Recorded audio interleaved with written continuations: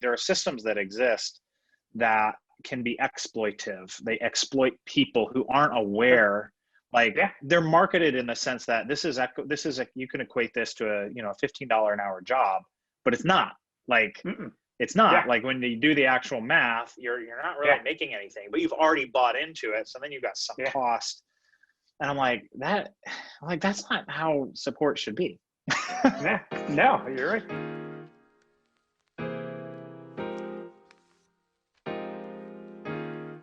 I'm Suneet. I'm a board chair and president over here at Boulder, and want to introduce you to Ben McCormick, who I've known for a few years from conferences, but also when Ben was at Trello, they were Help Scout users, and when they left Help Scout, it was heartbreaking for Help Scout. So that was actually the first time I heard Ben's name.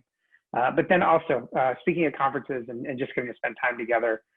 And Ben has had an awesome career. And I think the fascinating thing for me is I view Ben's career as sort of like a progressive spiral, right? I love the concept of things coming back, but then like advancing. So when you look at Ben's resume on LinkedIn, you see, I think support engineer at Frog Creek is like, yeah, Frog Creek Software, yeah. Yeah, at least like the first or second position. And now you fast forward, and Ben has run support and built support teams, and now he is lead support engineer. Yes. At FullStory. Yes. And it's amazing to see the arc of that story. So Ben, why don't you take a minute and just tell people, what you're doing now and what you're passionate about, because you've been in support and in this realm for most of your career. Yeah, that's right. That's right. So we go back about a decade. I started my career in tech. I use tech loosely. So companies that are selling software on the internet. I started my career in tech at Frog Creek Software as a support engineer, as you mentioned. I dabbled in a lot of things, played with market research a little bit. It was one of those things, one of those types of jobs where the company's small enough, you can kind of go experiment, try what you want to try, help the business be better. Tried video production for a little bit. Mostly used that as part of customer support, but dabbled in video marketing just a little bit. Got to be friends with the folks at Wistia in Boston. They're great. Yep. And then when Trello spun off from Frog Creek Software, they needed somebody to run the support team. So I was on the Trello side and raised my hand. It's like, is there an opportunity for me to grow as a leader here? And so grew the team there up to about 7 people. And then in 2016, FullStory found me. I had since relocated back to Atlanta from New York. FullStory found me. They needed somebody to run support, and it was an opportunity to kind of repeat what I had done at Trello, but with my experience. So I joined a small company again. FullStory here in Atlanta. And we've done that. And so I grew the team to about 7 people. And then back in February, I took on a new position in customer experience management. So that was looking at the customer experience at all touch points in the customer journey, where it wasn't, and I didn't have a team of people doing it. It was, I need to network with the other owners in the business of sales, marketing. How do we look cohesively at the customer experience? So it was about 2 months in, and I had done my research, was getting ready to articulate the strategy for what was going to take us into the year, and the realities of COVID hit. And so we had to, it was a tough moment for all of FullStory, because we had to lay off a good chunk of people, and my role was eliminated in that, which was hard. But I was very grateful. I had the opportunity to stay at FullStory, stay on the support team. So the person that I had hired and who had taken over for me is now my boss, which is great. Yeah. Nice. And it's great. And I thought about this because it's a little bit of a weird narrative arc, but I'm like, well, if I had been on the job market rather than still at FullStory, and I had been like looking on the outside about where would I want to work? Would I want to work with all the people I hired? Well, yes, of course I would. Yeah. So it ended up it's been interesting being an individual contributor in a role where I had been the manager, because there's experiences I've had where, there was a customer who really got under my skin. Just the way we were interacting wasn't connecting. And I remember having this feeling of like, why do I even do this? I mean, I've been in this space for 10 years. Like I know I can do the job, but it's like one interaction can make you feel very invalidating. Yeah. And I remember talking with Kaylee, and she's like, yeah, that happened to me a couple times, and you'd come in and kind of save the day. And I'm like, you're right. And it's Yeah. not so much that like your manager is like, sometimes they're great, but it's just, they're just another person who can help provide that escape valve. And living through it on both sides was really interesting. No, it is always great to go back to a position you had, and you appreciate it more because you have that full. Oh yeah.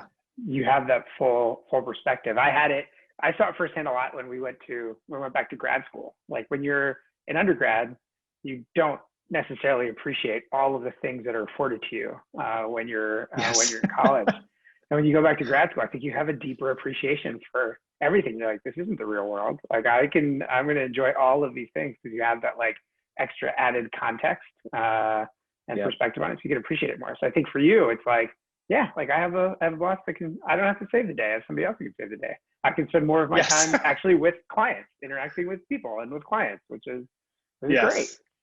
And that's sort of and that's one of your things, right? Which is this idea of focusing on the people. So to be transparent, you talked about it when we were kicking off, which is, we first reached out to you and asked you if you wanted to talk about getting ready for the holidays, and you're like, no, I want to talk about something else. And there are people who have a lot more expertise on that than I do, and are a lot more interested on that topic than I am. And passionate about it, right? But you came back and you said, look, my passion is this idea of the human side of customer support. That's something that you're passionate about. So, first of all, why do you think we even have to talk about having a human side of customer support? Like, shouldn't it just be obvious? Why do you think people struggle with that? Well, I think people want it to be obvious. I think if you were to talk to, let's say I'll pick on a CEO, caricature of a CEO of a 15-person startup, right? You're making your first customer experience hire, and you're like, we really care about support. And you're gonna find somebody that really cares. Sure. The challenge is backing up really cares with what are the systems that are going to be in place to support your support team and support those managers, because you're going to have other systems that arise as the business grows that are going to compete for attention and compete for resources. And it's nobody's fault that happens. Yeah. It's just a nature of the way that like systems are designed. And I've noticed like support in particular is a place where people think they have thought through it. Like it seems easy on the surface to think through it because you know what a good experience feels like. Like you use big brands like Apple, where it's like they have the resources to make this easy. And it's like you get a brand new iPhone or your AirPods, and it's just like setting it up is so easy. That took a lot of effort. The teams and people that had to be connected to communicate, to create that experience for you was really expensive and complex. I mean, it's simple in the end, but somebody had to pause what they were doing and put in focus effort on getting that to happen. And I think a lot of times we think because we've experienced good support or good customer experience, we'll just go do it. But what ends up happening is it seems easy, but you, as companies scale and you have hard problems that face you every day, it doesn't matter your role, you turn inward on those problems, as you should in a certain sense. Like you turn inward on those problems, like, whether you're an engineer and you're, paying off technical debt or trying to improve code quality, or you're even in support, you're focused on the machine of customer support, you might lose focus on the customer. So those systems pull us inward towards our own little silos, our own little centers of gravity. And if we don't have something that binds us together to focus on the customer, we're going to inherently end up devaluing the functions of the business that end up supporting our customers and caring for them. So I think, and that's just like argument from first principles mainly, but we think the point is we think that support's going to be easy, but the actual systems that are in place can tend to be pretty complex. I mean, even something as simple as like how much time should somebody spend in a support queue? Versus like not inside a support queue. This is something I have very strong opinions about for like teams that are relatively small and startups. I've always been like, you got to have a good solid chunk of time outside, especially if you're recruiting senior people, because people have been burned out where that's not factored in. And it's like, well, we've got somebody that's really great. They're in the queue all the time. They get through so many tickets. But what happens is you burn them out, they go somewhere else, and then you've got to hire 3 people to replace them because you weren't keeping up with what they were doing and you weren't paying attention to their burnout. Right. And it seems like, well, I didn't, in a lot of times it's just, you thought you had understood the problem, but you hadn't, and if you had spent time talking with that person and, when they're like, I think we need to hire, you probably would have hired a lot sooner. You would have been like, you need to spend at least 1 day out of the queue every week. Well, what do I do? It doesn't matter. Just don't work in the queue because you're burnt out. So getting ahead of those kinds of problems. And I built that and started at Full Story. I built that into the management structure of the team. It was time in the queue, time out of the queue.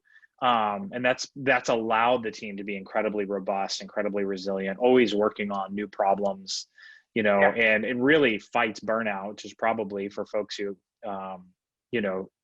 kind of begin their career in support. It's the thing that either burns you out and gets you out of here or gets you looking for another company.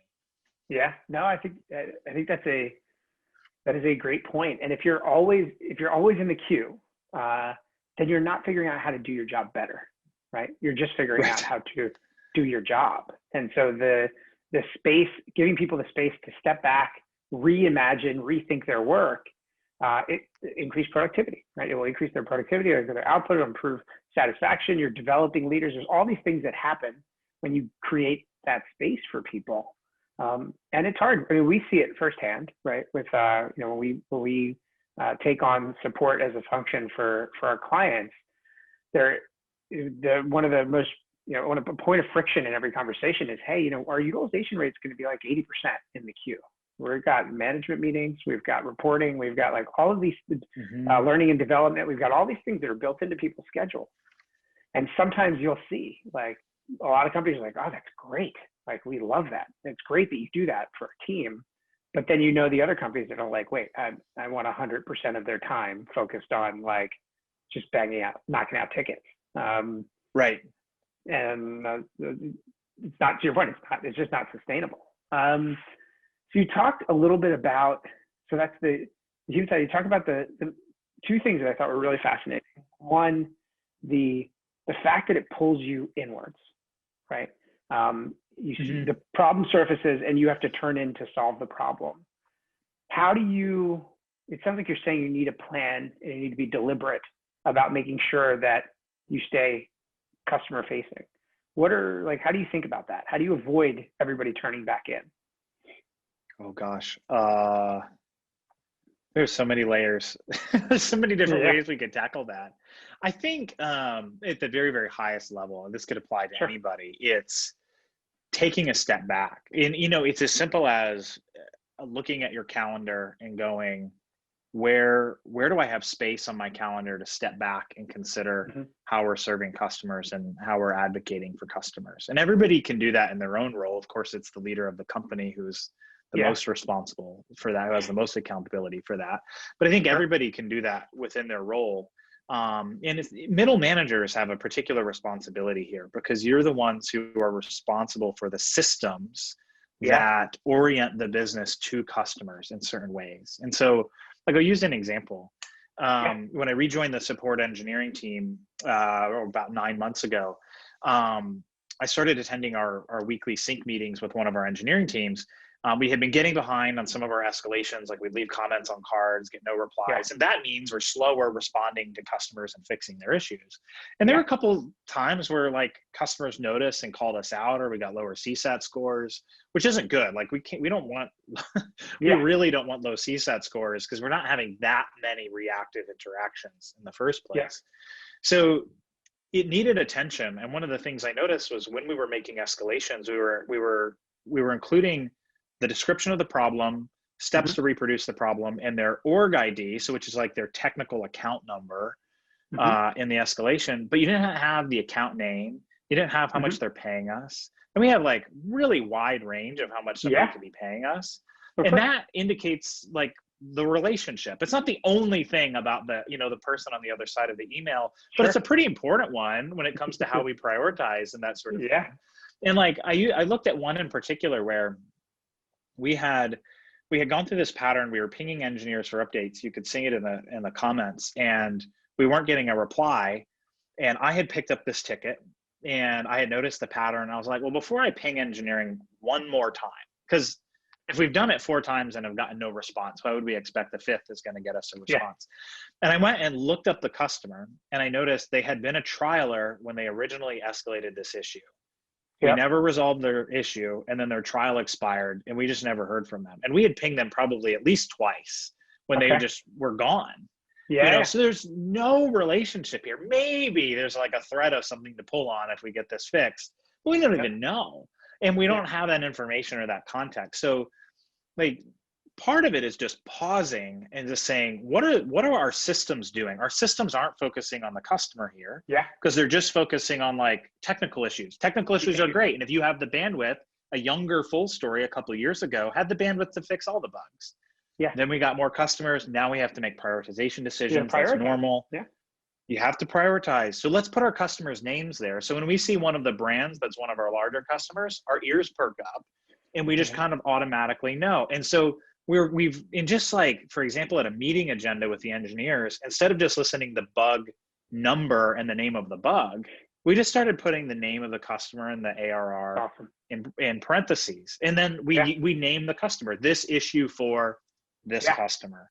And those kind have habits, they change the way you work. It's one of those things, it seems small, but it changes the way you work. And the way you get there is you examine those systems. This is where middle managers, I think, have so much leverage, is if you understand the values of the company and how you intend to be oriented towards customers, you can look at those systems and just ask, do the systems for our queue, for how we how we interface with product and engineering, do those keep us oriented to the customer or not?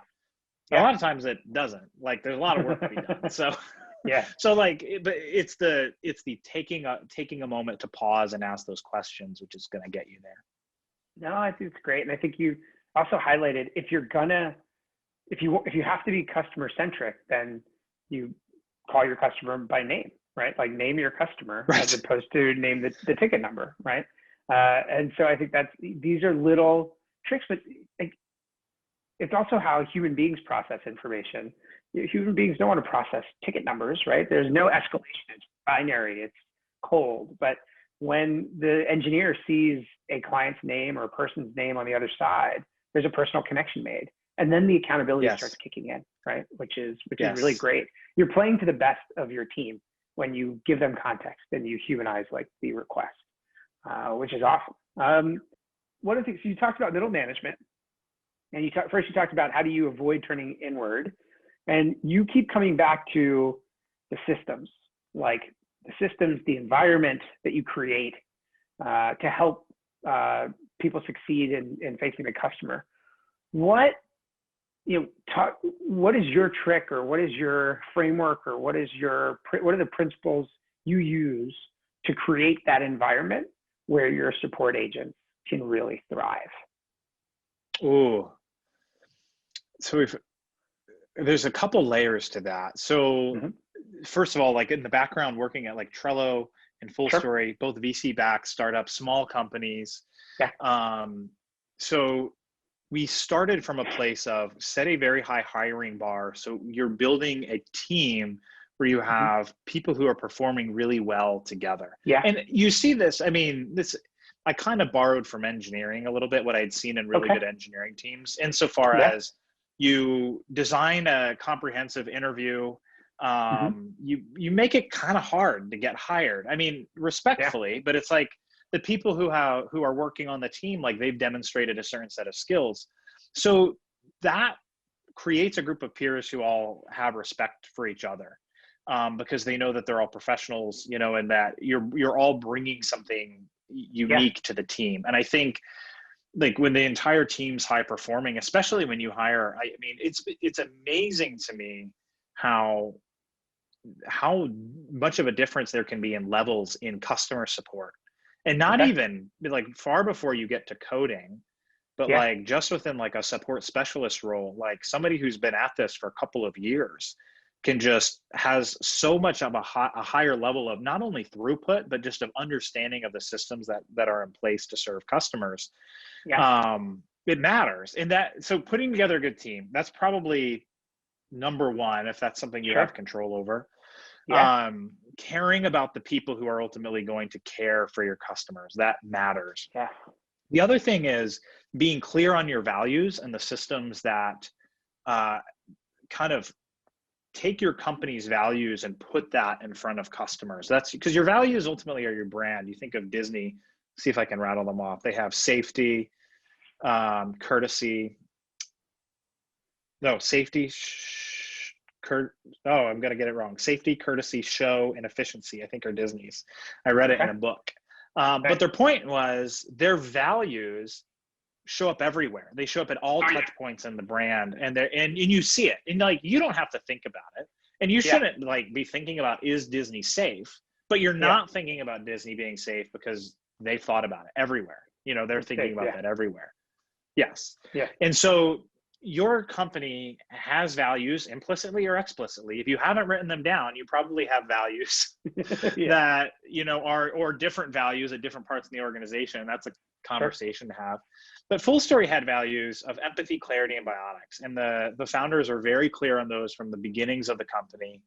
Like as soon as they found product market fit, they spent some time thinking about their values. And one of the things I did in support was I took QA software. So we were using Maestro QA was the software we were using. There's probably a half dozen companies that can do this kind of QA, but rather than focus on a scorecard where it was like, did you greet the customer by name? Did you recognize their problem? Like rather than do a checkbox type scorecard, we ask basic binary questions. Well, there are three options. I'll explain, but we break it up into empathy, clarity, and bionics. So empathy is, was I actively listening to the customer? So these are our values, and we have two questions each.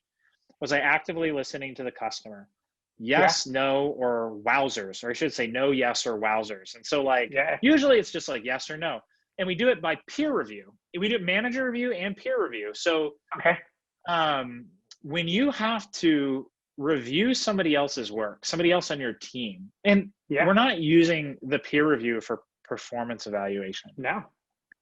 But when you do it, it causes you to pause and think through, was my colleague actively listening? And what happens when you do that is you're like, oh, well, that feature request that the customer wrote in about, you filed it correctly. That could have been under Bionics, communicating with other teams. But I don't know that you really understood their problem before you filed that feature request. Could we look for an opportunity to reach back out to fully understand? And it's to the point where it's like so baked in, everybody on the team would understand that and would draw attention to it. And you're not hurting your teammates' feelings by saying, no, you didn't do this thing. You're just saying, you know, these are our values. And it worked so much better than I expected it. Because when I was managing the team, I would observe, like there was my favorite question was related to clarity, which was, does our response exude confidence? And I had a team member I was working with, and I was reviewing some of their work, and I was like, this response you sent just wasn't clear. And I know, because it doesn't exude confidence, that question we ask, you know? And as I was coaching him on this, I was like, are you caught up on your peer review? You know, I'm like, not mad if you're not, but just, are you? And he's like, actually, I'm a couple weeks behind. I was like, well, get caught up, you know, take some time out this week and get caught up. And it's only one a week. It's not like it was a lot. He had just gotten behind. So he got caught up, and his quality immediately improved, because it was the process of him going through the process of asking questions that kept it top of mind, and just one a week. And so that's another one that, I mean, like the software has a certain cost, but it's like, it doesn't cost that much to spend, you know, 15 minutes a week, you know, reviewing others' work. And the manager's got a little bit more time. She's reviewing one ticket each, but it's only one. You think of it, I mean, there are places that have entire QA divisions, you know, like, and QA is important. Like and I understand certain brands are going to have a lot more things they've got to be accountable for, but at the end of the day, if you hire the right people and you give them the values, you help them clearly understand the values, not just by showing them to them on day one, you know, when they're training, on a slide, but building it into systems. It's going to be on a slide. that's going to fade in the back of their memory. But Yeah. what are the systems that are in place that continue to reinforce the things that you're saying are valuable? I love that. I love that you built that. Maestro's great tool. Yeah. I love that you built your QA process. I love that it was implicitly reflecting your values. So people were reminded of the company's values, but in practice, not abstract. Sort of the first thing.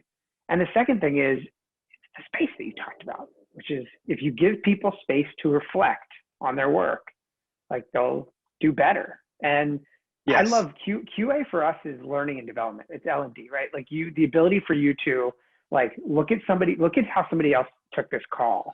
It expands your thinking instantly because you're like, oh wow, like look at the questions they asked, the route they took, the approach they took.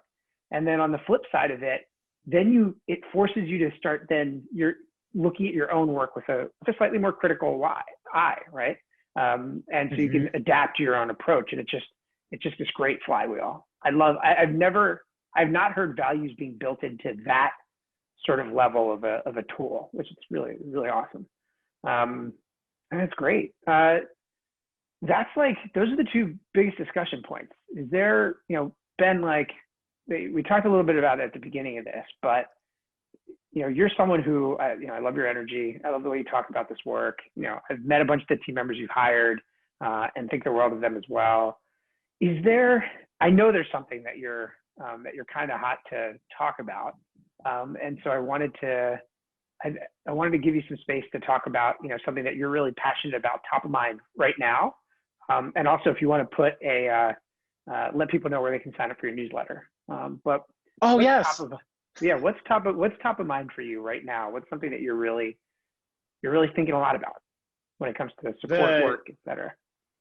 Like the thing and you and I were talking about this kind of before we began the introduction. Yeah. The thing that I care about the most is how are the people cared for who do the work of customer service and customer support, customer care. Because a lot of times, for many of us, when we get started, it's a job, it's a way to pay bills, feed our family, that sort of thing. And it can be pretty easy to spreadsheet out what customer support is, meaning you got so many tickets in, you've got people can handle so many tickets a day or calls a day, whatever it is. And you can make customer care about those metrics and about just meeting those metrics. And it's not to take away from the very valuable business modeling that has to happen in order for businesses to survive and thrive. It's just when that becomes our focus and we take our focus away from the actual people, those people hurt. The brands are going to hurt as well because it's going to reflect in the work that the people do, but the people can hurt. And so there have been stories in the past, several months and year of companies that have kind of lost their way, with the way that they provide care and the way that they structure their systems for people to work in there. And so that's always been top of mind for me because it contradicts how I've grown teams and built teams and have seen success with teams. And so, and I thought of, it was very top of mind because one of these companies is one of the articles I looked at was for an outsourcing company that does like gig economy, customer service outsourcing, so when I was thinking about the BPO model, it immediately made me think of the positive work that Boulder has done. I've gotten very, very close to working with a BPO in a couple times, and Boulder always rises to the top of companies that I want to talk to first, and a lot of it is because, working with David, I don't know if David's the only founder. He's the only one I've met who said he's founder. The founder. David is the founder. Okay. So having worked with David, just a genuine passion and caring about the people who do the work at Boulder. And, when I think about the types of things I would look at when I would consider a BPO, a business partner when we'd be outsourcing, I know the systems that go in place to make people happy. Now, I may not be an expert at support systems at the scale that Boulder or other outsourcers are, but I know from first principles what the basic systems are that take care of people. And you can start asking questions about like, you know, utilization rate and that sort of thing. And it's like, if you have people at 100% utilization, like you have guaranteed burnout. And I know it because I've seen that happen. It's like, like whether their burnout manifests on them quitting, or it's just like, they're just not happy with their job, you know, or customers feel it, like it will happen. You know, so you can say 100%, but somebody's going to pay for that. Like, and I absolutely don't want it to be customers, and I don't want it to be the people doing the work. So there's questions like that. And I think when you care for people and you give them opportunity for learning and development, and you start looking for that, this is the creative part to me is when you start looking for that out of queue work. So I could come to Boulder and be like, I need headcount. You know, like I need eight heads we're expanding to the APAC region. I need 8 heads. When you can come back to me and be like, well, okay, we can give you 8 heads, but have you thought about some other area of customer care that's strategic that your team has because you're investing in the people? You know, that's a really fascinating conversation that you can start having when you invest in people to retain them. Not just to, you know, to fill a bunch of hours. And you get that because you care about the people that you're working with. So that was a long roundabout way just to talk about Boulder, but also to talk about like something that I've really cared about, which is how do we care for people that work in this space and design systems that show we care, not just say it, but really design systems that show we care. I think there's a care, you know, care for your customer care team, like care for care, right? And I think that comes through. So we're gonna get that T-shirt made for you, the care for care. I think you're right, and I always appreciate how it is. At the end of the day, it's always about the people. Like it is ultimately, it's always about the people. And our job as managers, right, is to create an environment. To paraphrase, you know, Ben, is to create an environment for our team members to flourish, and then to equip them with the tools and support to flourish. And it sounds so simple, but the reason we have to talk about it is because not everybody's doing it, right? Not everybody's doing it. And I think, but the way you frame it is, I think it makes it something that people can really simply understand and start taking action against. And, you know, you talk about, you mentioned potentially not knowing the scale at which, you know, some other companies operate in support. But look, you've worked at 2 companies that have fanatical client bases, right? Trello, remember the Trello Atlassian sort of, you know, purchase, right? And did Trello fanatical community, right? And so, and now you look at Full Story, and similarly, like people just love the product. And so you're doing something right because you have built support teams for companies that clients love, right? And so I think we have more to learn from you than probably most other folks in your position. So thanks for making time for us, bud. Yeah. Absolutely. That was a good chat. Oh, absolutely. Long overdue, Suneet. It's good to talk to you.